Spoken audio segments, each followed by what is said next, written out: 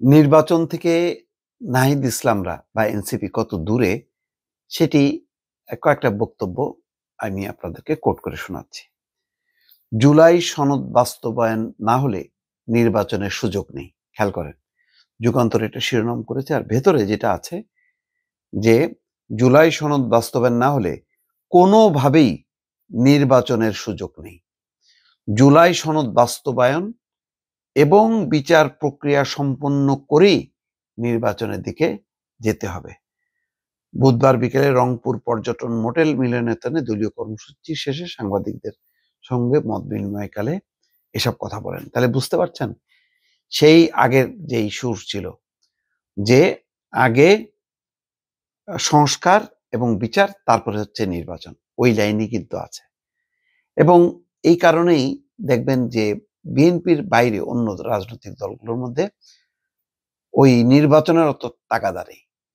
জামাত ইসলামী একই কথা, যে মানে নির্বাচন নাও হতে পারে, নির্বাচন পিছিয়ে যেতে পারে, কিন্তু আগে হচ্ছে জুলাই সনদ বাস্তবায়ন। অথচ এই জুলাই সনদ নিয়ে বিএনপির কিন্তু কোনো আপত্তি নেই, বাস্তবায়নের প্রক্রিয়া নিয়ে মতভেদ আছে। যেমন সালাউদ্দিন আহমেদ বলেছেন যে এমন কোনো দৃষ্টান্ত অনুসরণ করা যাবে না যেটা নিয়ে প্রশ্ন উঠতে পারে, অর্থাৎ এমন কোনো আদেশ নির্দেশ দেয়া যাবে না যেটা সংবিধান আইনের সাথে সামঞ্জস্যপূর্ণ না।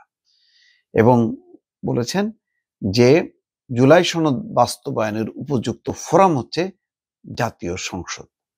জাতীয় সংসদেই সরকার বিরোধী অন্য সবাই মিলে যে আইনটা করবে, যে সংশোধনীটা করবে, সেটাই হচ্ছে আসল, এবং সেটার একটা আইনগত ভিত্তি আছে।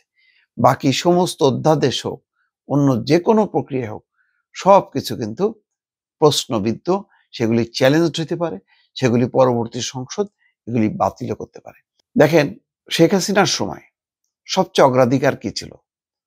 সংস্কার, বিচার, অর্থাৎ ওই সময় যে গুম খুন হয়েছে ওইগুলির বিচার, নাকি পুরো রাষ্ট্রের সংস্কার হবে, সংবিধানের সংস্কার হবে, ওইটা, নাকি নির্বাচন? তখন ছিল কিন্তু একমাত্র নির্বাচন। 15 বছরে বিএনপি, জামাত যারাই যারা আন্দোলন করেছে তত্ত্বাবধায়ক সরকারের দাবিতে, তারা বলেছে যে দলীয় সরকারের অধীনে নির্বাচন হবে না, নির্বাচন হতে হবে নির্দলীয় নিরপেক্ষ তত্ত্বাবধায়ক সরকারের অধীনে। এটা বারবার কিন্তু উচ্চারণ করেছে সমস্ত বিরোধী দল। জামাতের বক্তৃতা চেক করেন, সেখানে সংস্কার বিচার নেই, আছে নির্বাচন। বিএনপি তো বটেই, অন্যান্য সকল রাজনৈতিক দল। কিন্তু দুর্ভাগ্যজনকভাবে 5ই আগস্ট পট পরিবর্তনের পর নির্বাচনটা চলে গেল বহু দূরে, আর সংস্কার এবং বিচারটা এমনভাবে আসলো যেন সংস্কার বিচারটা হচ্ছে নির্বাচনের শত্রু। অথচ নির্বাচনটা অত্যন্ত জরুরি এই কারণে যে নির্বাচিত সরকার ছাড়া তার রাষ্ট্র একটা ঝুঁকির মধ্যে থাকে। নির্বাচিত সরকার ছাড়া একটা বিশৃঙ্খল আবহাওয়ার মধ্যে পড়ে যায় দেশ, এবং তার কিন্তু আলামত পাওয়া যাচ্ছে। প্রশাসন, পুলিশ, অন্যান্য সরকারের উইংগুলো কাজ করছে না, কারণ একটা নির্বাচিত সরকার যত ফোর্সলি রাজনৈতিক সরকার যেভাবে বলতে পারে অস্থায়ী সরকার, নিউট্রাল সরকার, তারা একটা লক্ষ্য নিয়ে আসে নির্বাচন করার জন্য। অথচ এখন এই সরকারের উপর এত বেশি চাপ যে তুমি সংস্কার করো, তুমি বিচার করো, তুমি নির্বাচনও করো।